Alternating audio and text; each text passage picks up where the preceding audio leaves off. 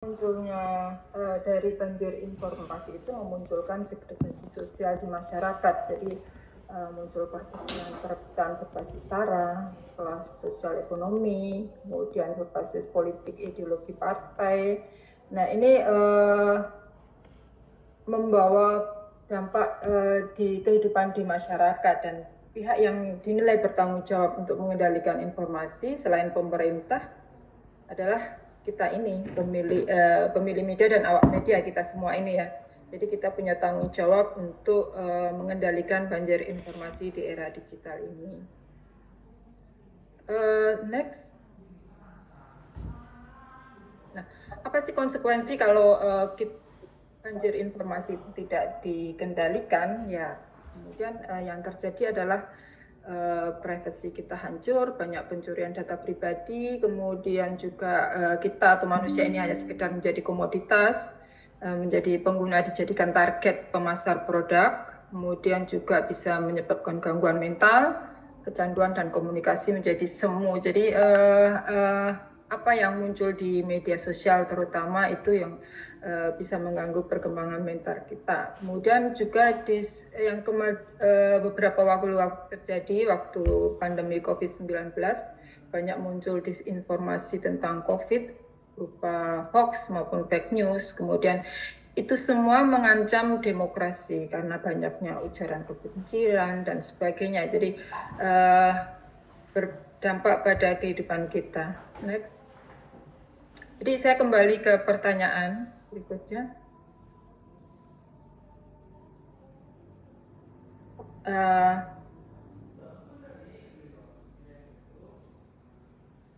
Slide berikutnya. Maaf, saya nggak terbiasa. Untuk teman yang di Dewan Pers. Ya, jadi saya kembali kepada pertanyaan apakah keterampilan wawancara dan menulis itu masih relevan di era digital saat ini? Jawabannya masih ya. Karena next. Karena menulis merupakan keterampilan berlogika atau berpikir logis yang amat dibutuhkan dalam kehidupan sehari-hari. Dalam kehidupan praktis, menulis untuk membuat berita, membuat status di medsos, kemudian membuat jurnal atau laporan kerja, membuat promo, misalnya promo iklan. Dalam pendidikan juga untuk menulis skripsi, tesis, disertasi, dan juga penting untuk kita memahami sebuah peristiwa.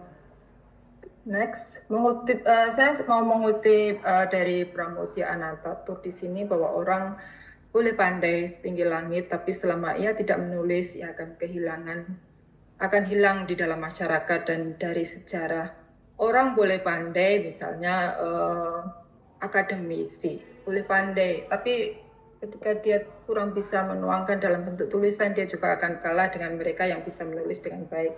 Karena di media kan banyak disediakan wadah untuk para penulis dari luar. Nah, tidak semua pengalaman kami di Kompas, tidak semua orang-orang yang punya jabatan tinggi di akademik itu bisa menulis dengan baik juga gitu. Jadi semua itu harus tetap kita pupuk, kita pelajari. Next, untuk menyusun tulisan dalam hal ini bagi kita wartawan ya, ada beberapa yang harus dilakukan. Yang pertama adalah mengumpulkan bahan dengan wawancara. Wawancara itu juga kita merekam dan mencatat. Kemudian melalui pengamatan, baik pengamatan langsung maupun kita abadikan dengan memotret atau juga mengambil video atau merekam peristiwa yang terjadi. Kemudian kita juga harus memilih angle, memilih judul.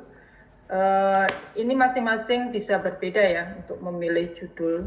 Biasanya ada yang harus ketemu judul dulu baru bisa menulis, ada juga yang menulis dulu baru kemudian memberikan judul. Nah itu bebas.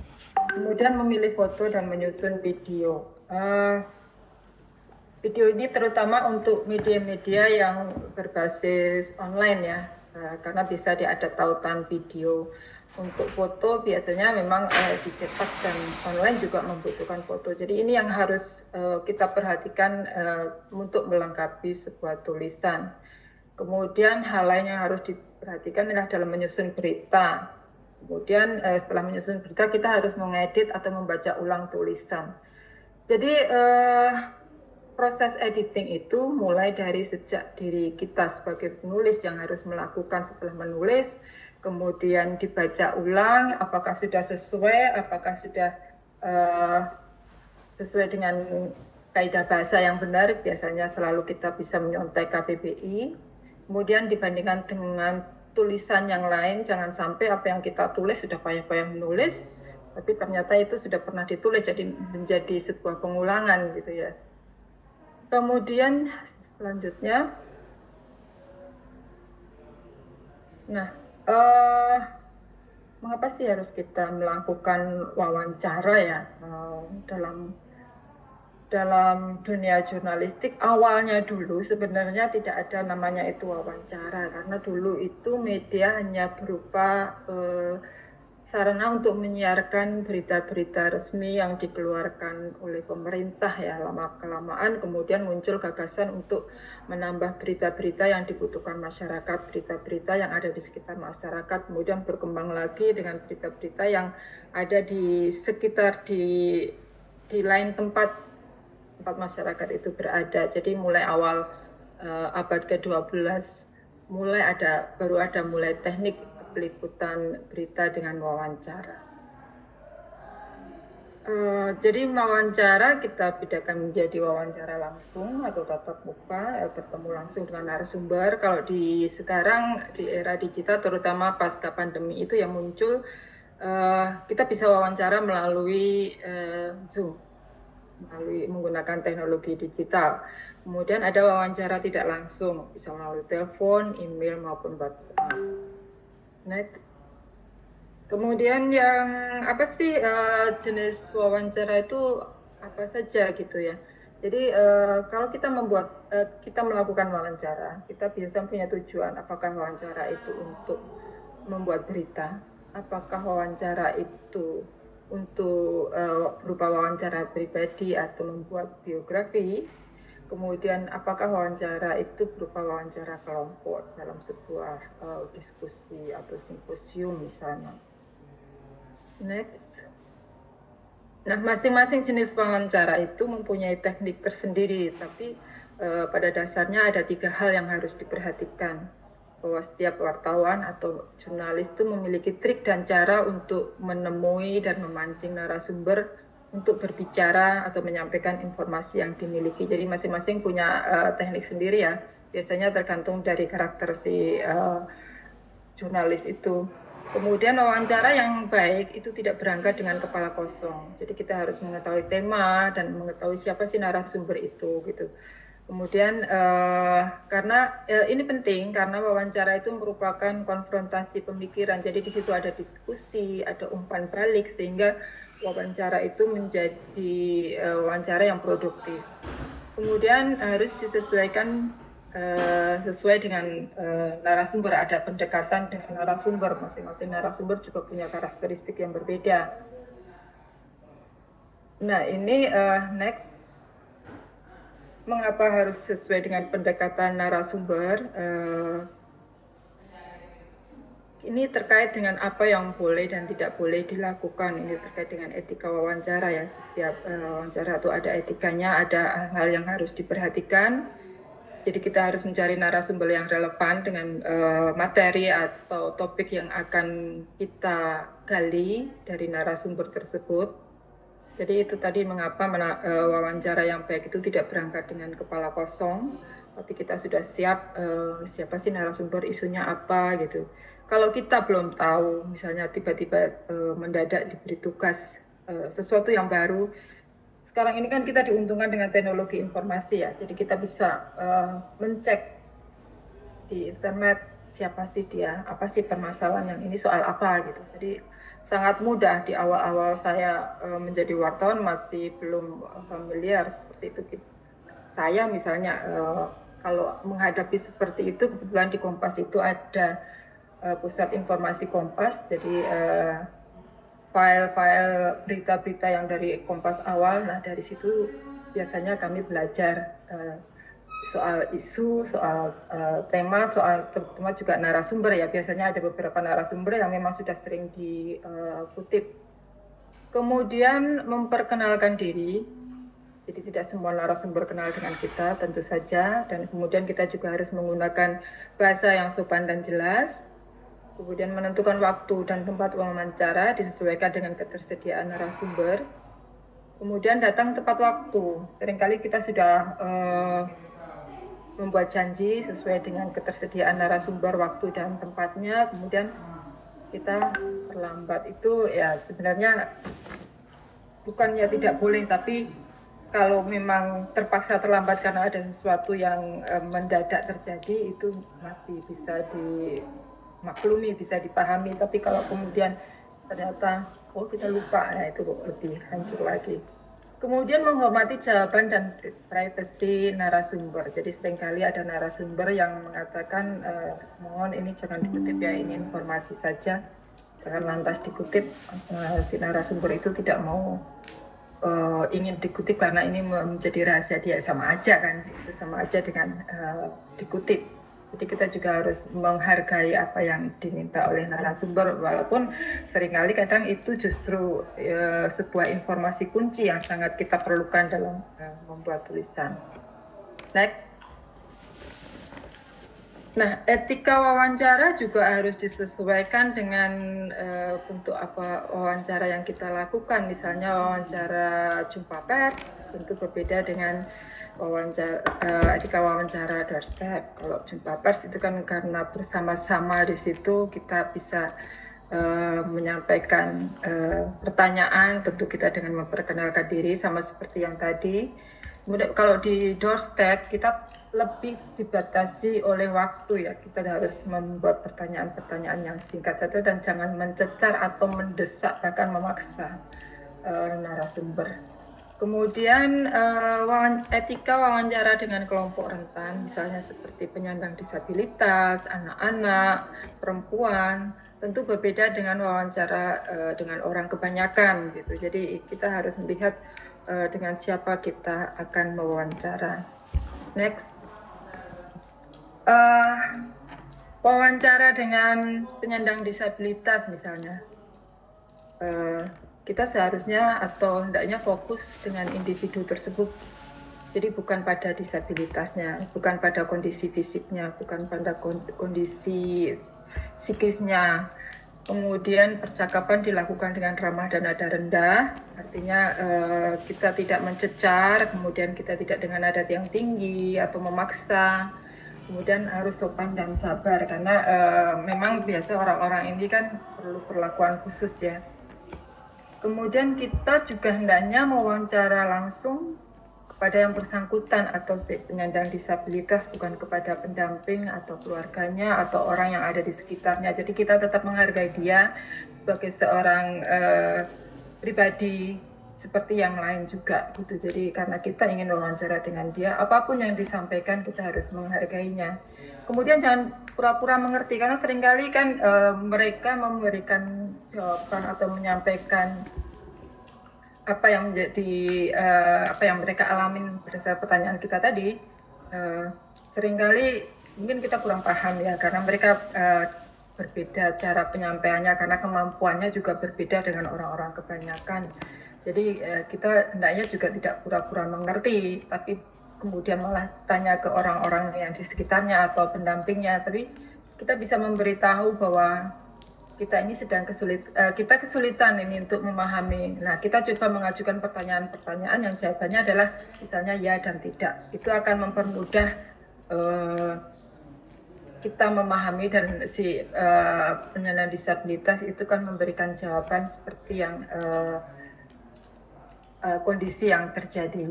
Jadi itu, dan gunakan juga kalimat yang sederhana dan langsung, atau mungkin juga bentuk komunikasi visual tambahan seperti gerakan tangan dan sebagainya, atau mungkin kalau perlu gambar untuk membantu kita memperjelas pertanyaan kita kepada narasumber.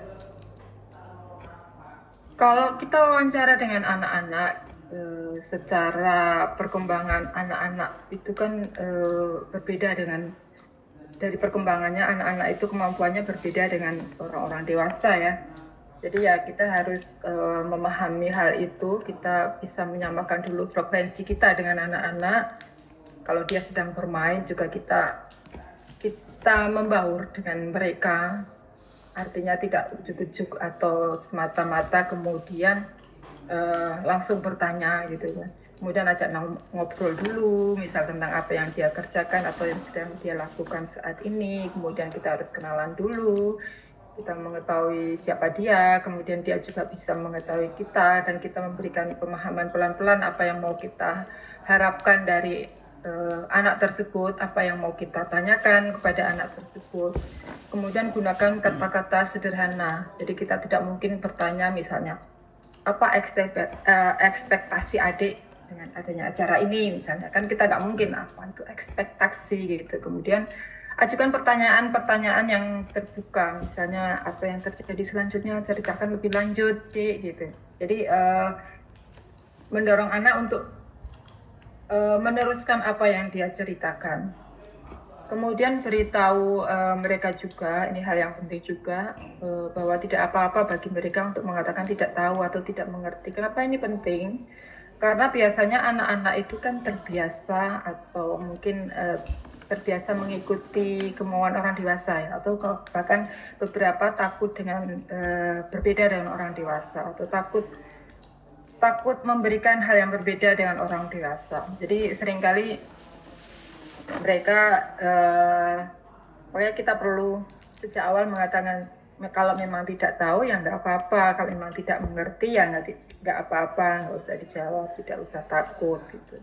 Jadi itu hal-hal yang harus diperhatikan untuk kalau kita wawancara dengan kelompok rentan. Jadi pada prinsipnya tetap kita menghargai dan menghormati dia, siapapun itu dia, entah penyandang disabilitas, entah anak-anak maupun orang pada umumnya, bahwa mereka juga sebagai pribadi yang mandiri gitu. Next, apa sih yang harus kita gali dalam wawancara? Kalau di ini kita semua sudah tahu ya bahwa kita dalam membuat berita harus ada unsur 5W1H. Tentang siapa, apa yang terjadi, kapan terjadinya, di mana dan mengapa terjadi, bagaimana itu terjadi. Nah, kalau saya biasanya seperti tadi juga Sabto menjelaskan, ditambah so what gitu.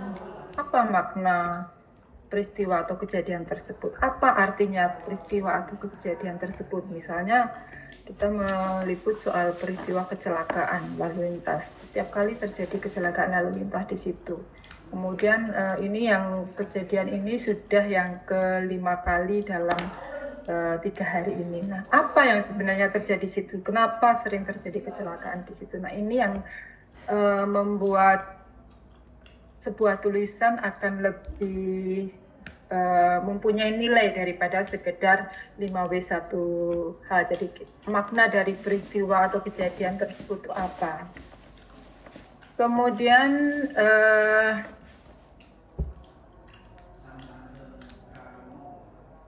yang selanjutnya, sebelum menginjak yang ke selanjutnya soal menulis berita, apakah dari sini ada yang ditanyakan atau kita langsung aja ya Bu Farida, baru nanti di sesi ini kan ada jeda isoma ya? Ya, ada isoma, kita lanjut aja nggak apa-apa. Oh, lanjut aja baru nanti yang kedua pertanyaan-pertanyaan begitu ya? Oke, boleh. Oke, terima kasih. Oke, saya lanjutkan. Nah, kita sudah punya bahan nih dari wawancara yang kita lakukan. Kemudian setelah wawancara kita mau menulis tulisan yang bagaimana. Next untuk slide-nya.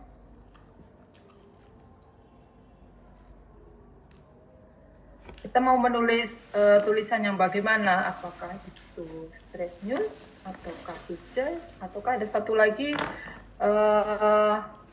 tajuk atau opini itu. Itu tentu berbeda-beda, masing-masing memiliki karakteristik tersendiri. Next. straight news, kita bisa menyebutnya ini sebagai berita yang sebenarnya hal dasar kalau kita menjadi wartawan, kita terlebih dahulu harus bisa menulis straight news sebelum menulis feature maupun kemudian tajuk atau opini ataupun analisis. Jadi straight news kita menyebutnya sebagai berita, dia ini mengulas peristiwa yang baru terjadi, memaparkan dengan data yang lengkap dan berimbang. Kemudian untuk mencapai keberimbangan itu kita memang minimal harus wawancara dari dua belah pihak yang berbeda. Kemudian kita juga membutuhkan data pendukung. Kenapa data pendukung itu perlu? Karena misalnya kita mau mengatakan bahwa sesuatu itu meningkat, angka pengangguran meningkat. Tapi kalau sekedar kita meningkat, tapi tidak disebutkan angkanya dari berapa ke berapa, itu juga nilai beritanya akan menjadi kurang. Kemudian kalau kita mau menyebut bahwa itu sebuah kasus yang mendesak harus ditangani, misalnya soal kekerasan terhadap anak, sudah sangat parahnya seperti apa gitu, itu bisa kita tampilkan dengan data. Cuma kalau kita hanya mengatakan itu parah, ini biasanya disebut sebagai jurnalisme kondo ya, maksudnya kondo itu hanya sekedar mengutip pernyataan tanpa ada dukungan data, karena biasanya juga belum tentu semua narasumber itu hafal betul data, perbandingan data dulu berapa, sekarang berapa, tapi dia tahu bahwa ini sekarang ini kondisinya sudah sangat krusial. Nah, kita harus melengkapinya dengan data. Atau kalau misalnya data sudah dari narasumber tapi narasumber belum yakin, kita harus mengeceknya supaya kita menyajikan data yang benar-benar valid. Kemudian jangan lupa foto dan video. Seperti yang tadi saya sampaikan, berita tanpa foto itu kurang ya. Itu menjadi sebuah kelengkapan yang mutlak, ada foto. Kalau di online ada, lebih baik lagi kalau ada tautan video untuk misalnya peristiwa-peristiwa tertentu, itu akan lebih memberikan nilai tambah untuk sebuah berita. Next, apa sih ciri utama dari straight news? Tadi sudah disampaikan Pak Sabto. Jadi kita menggunakan teknik piramida terbalik. Setelah judul kita kemudian lead ini berisi fakta terpenting, ringkasan berita ataupun inti masalah, dan ini sudah mengandung 5W1H. Jadi di lead ini sudah ada 5W1H.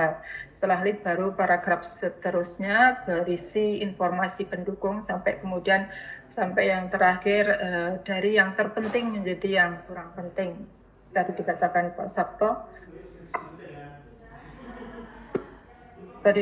Pak Sabto bahwa kenapa ini perlu, karena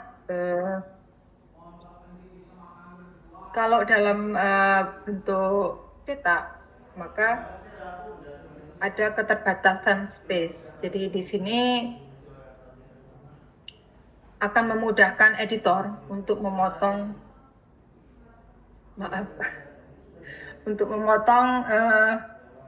berita yang terbawah, jadi kan disesuaikan dengan space yang ada. Kemudian next,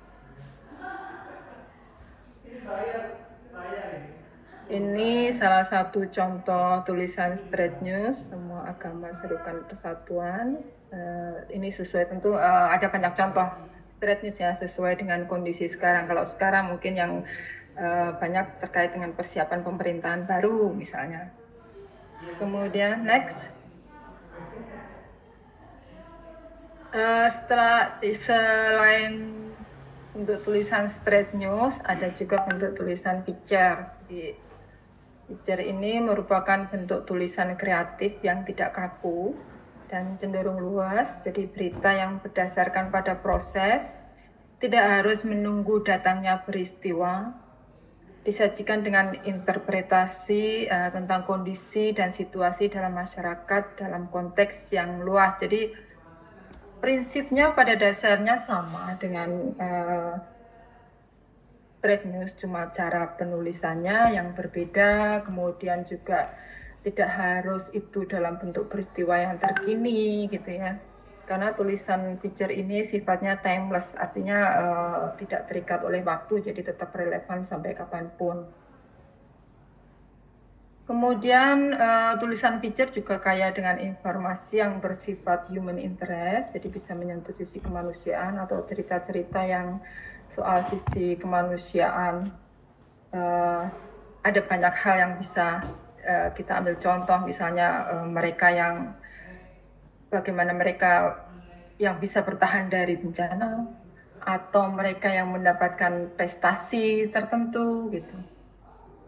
Jadi feature ini menekankan pada aspek tertentu dari suatu objek atau peristiwa.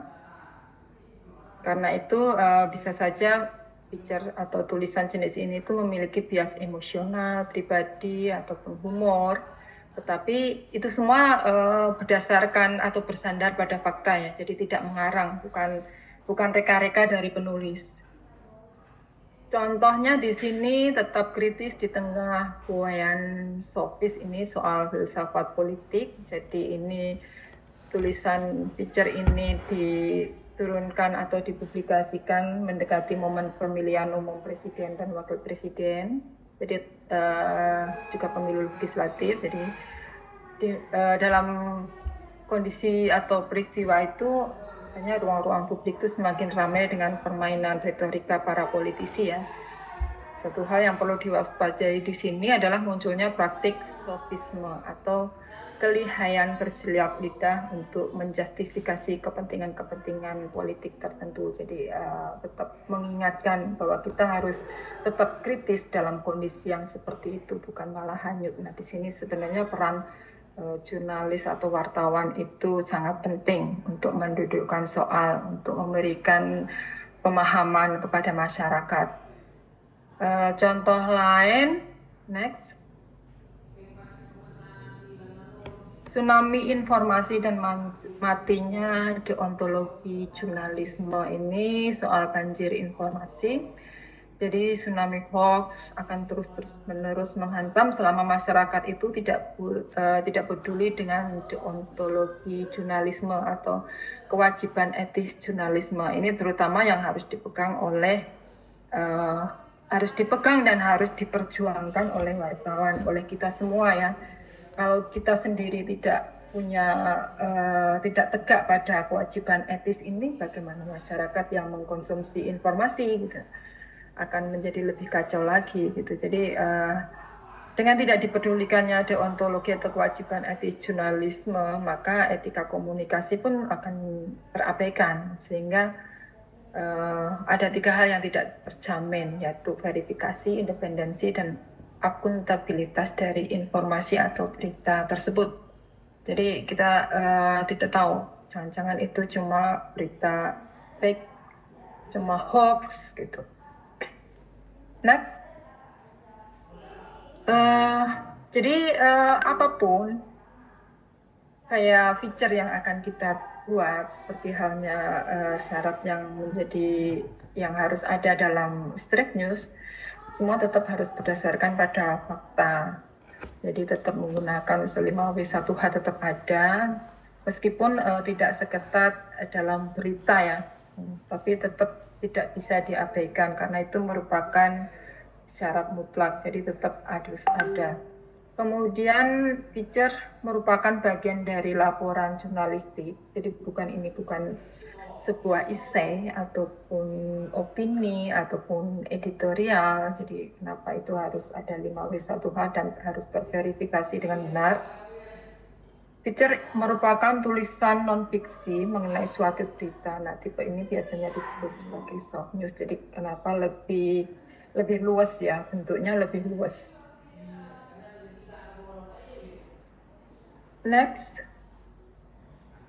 Ada beberapa jenis feature yang biasa atau yang umum kita tulis itu yang human interest biasanya ya.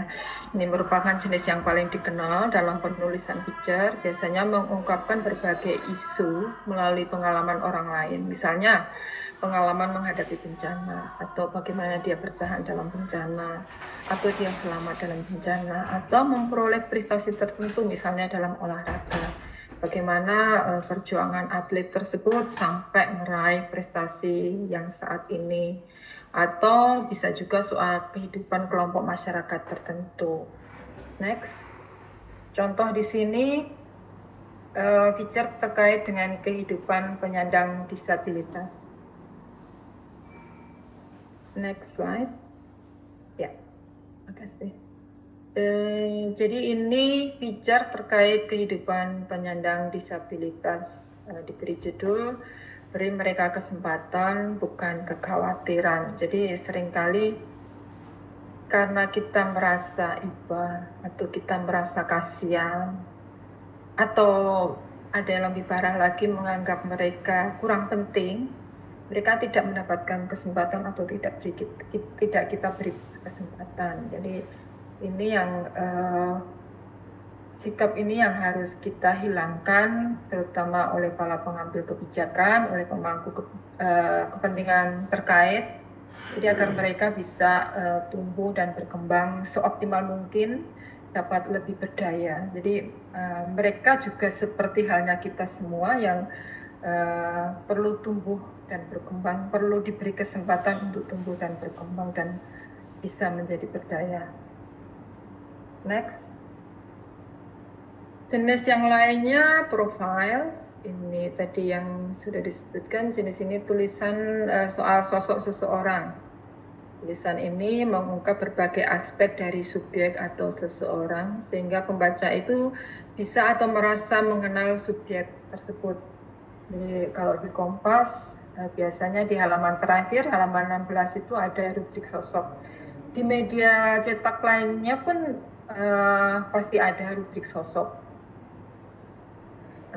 Penempatannya bisa berbeda-beda di halaman manapun ya. Tapi pasti ada rubrik sosok. Kemudian yang selanjutnya, jenis feature yang lain, ini ada contoh sosok dari Pak Budi Munawar Rahman. Ini upaya merawat gagasan Cak Nur. Jadi apa yang dilakukan Pak Budi untuk merawat gagasan Cak Nur. Next. Jenis yang lain, jadi jenis tulisan ini yang membantu orang untuk belajar dengan memberitahu bagaimana melakukan sesuatu atau menampilkan sesuatu inovasi yang baru sehingga kita bisa menjadi paham atau bahkan kita bisa meniru atau melakukannya. Jadi penulis belajar tentang topik ini melalui pendidikan yang ditempuhnya, bisa juga dari pengalaman, riset, ataupun wawancara dengan para ahli terkait. Kalau di Kompas, kami ada di rubrik humaniora. Setiap seminggu sekali itu, setiap Senin, hari Senin, ada artikel soal inovasi iptek, atau ada juga di rubrik-rubrik lainnya secara temporal. Di beberapa media pun ada biasanya sesuatu yang membuat kita bisa belajar dari situ, kita bisa melakukannya dengan lebih mudah. Contoh di sini, next, belajar air, datanglah ke Bali. Jadi ini soal subak di Bali. Jadi subak itu bukan hanya soal infrastruktur, tapi juga soal sistem pengelolaan air. Bagaimana air itu dikelola agar bisa merata, bisa dinikmati oleh masyarakat secara adil. Next. Jenis lainnya historical feature.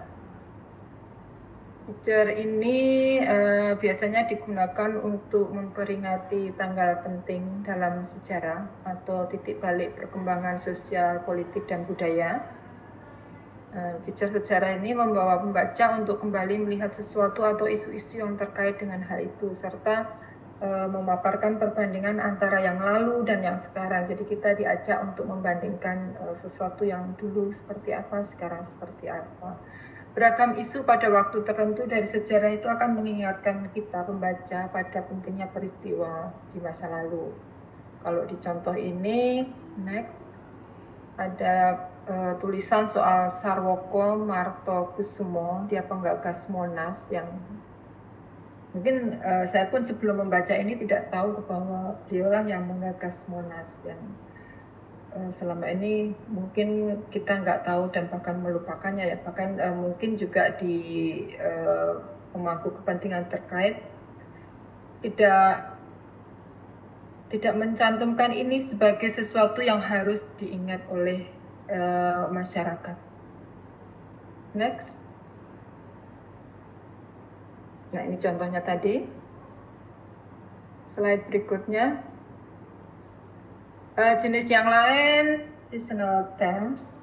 Ini feature ini terkait dengan kisah-kisah tentang hiburan dan perubahan musim terkait hal-hal yang satu waktu itu terjadi pada tahun itu, misalnya soal tonggak kehidupan siklus sosial, politik, budaya, seni, bisnis. Kalau contoh di sini ada contoh tulisan feature. Next, panggung alam bulan Pehan. Jadi feature ini berisi soal rangkaian drama musikal Antama. Ini puncak festival Bulan Pehan di Padang Savana Bulan Pehan di Kabupaten Belu, NTT. Jadi biasanya ini kan terjadi pada peristiwa atau bulan-bulan tertentu. Nah, ini yang pas saat itu terjadi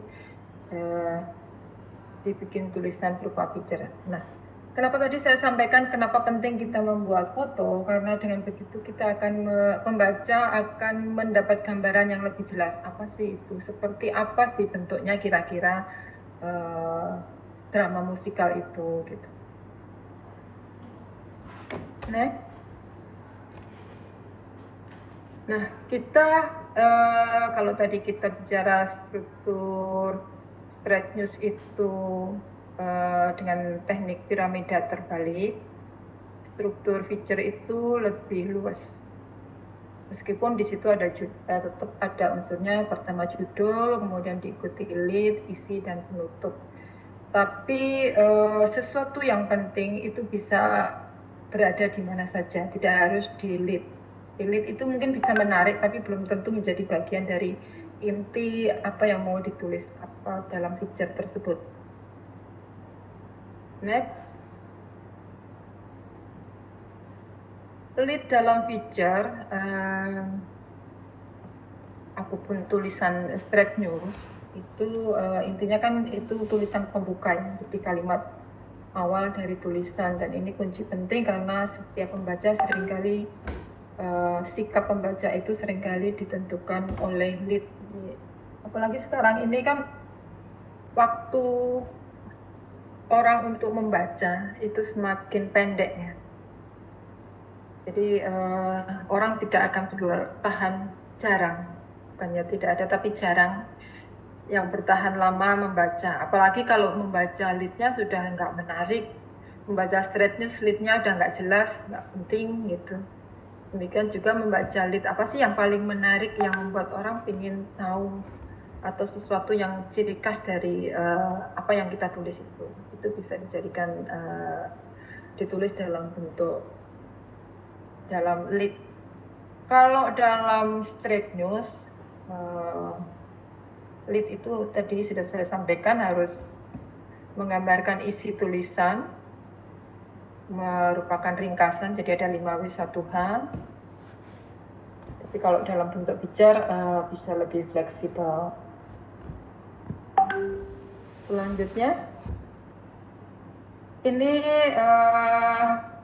soal tulisan tajuk rencana. Berbeda dengan tulisan straight news maupun tulisan feature ya. Nah, tapi bentuknya feature dalam arti tidak ada deadline, tapi sesuatu yang berbeda dari feature, karena di sini kalau tajuk rencana itu sudah merupakan satu bentuk opini ya, tulisan opini yang atau pendapat atau pandangan dari redaksi terhadap suatu peristiwa, biasanya ditulis oleh pemimpin redaksi atau tim khusus. Tadi sudah dijelaskan oleh Pak Sabto soal tajuk rencana. Ada beberapa hal yang harus kita perhatikan dalam menulis tajuk rencana. Next. Jadi pilih topik yang sedang hangat dan opini itu harus bersifat argumentatif. Jadi ada pernyataan pandangan. Next. Pandangan berisi pendapat penulis mengenai suatu peristiwa atau persoalan. Kemudian pernyataan argumentasi berisi alasan untuk memperkuat pendapat atau pandangan yang telah dinyatakan di bagian awal. Misalnya kita mau menulis tajuk rencana soal kekerasan di sekolah yang baru-baru ini terjadi. Kekerasan di sekolah sudah sedemikian parah, aturan yang dibuat sudah banyak, ada beberapa, dan dikatakan bahwa misalnya sudah ada sekian sekolah yang melaksanakan dalam arti membuat satgas atau membuat tim, tapi pada kenyataannya kekerasan di sekolah tetap terjadi dan terjadi lagi, bahkan ada kecenderungan meningkat. Nah, kita memberikan pernyataan pandangan dan kemudian argumentasinya apa, alasannya apa kita mengatakan itu. Itu harus diperkuat dengan data juga.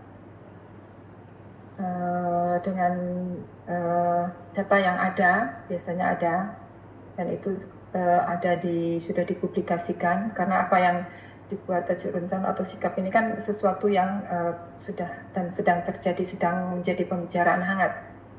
Kemudian yang ketiga, pernyataan ulang pandangan, jadi penegasan kembali pandangan atau pendapat yang telah dinyatakan di bagian awal. Berikut kita memberikan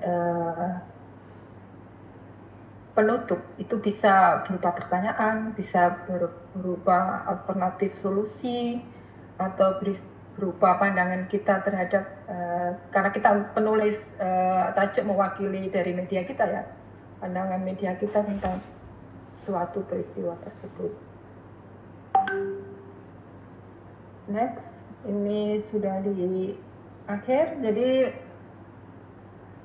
sebagai catatan dari semua tadi, sebenarnya ini kan kemampuan menulis, wawancara, ini kan kemampuan dasar ketika kita menjadi wartawan ya. Kalau tajuk rencana memang itu sudah di tahap yang berbeda, maksudnya di tingkatan yang berbeda, karena biasanya itu ditulis oleh pemimpin redaksi atau tim khusus di redaksi tersebut yang memang bertugas menulis tajuk.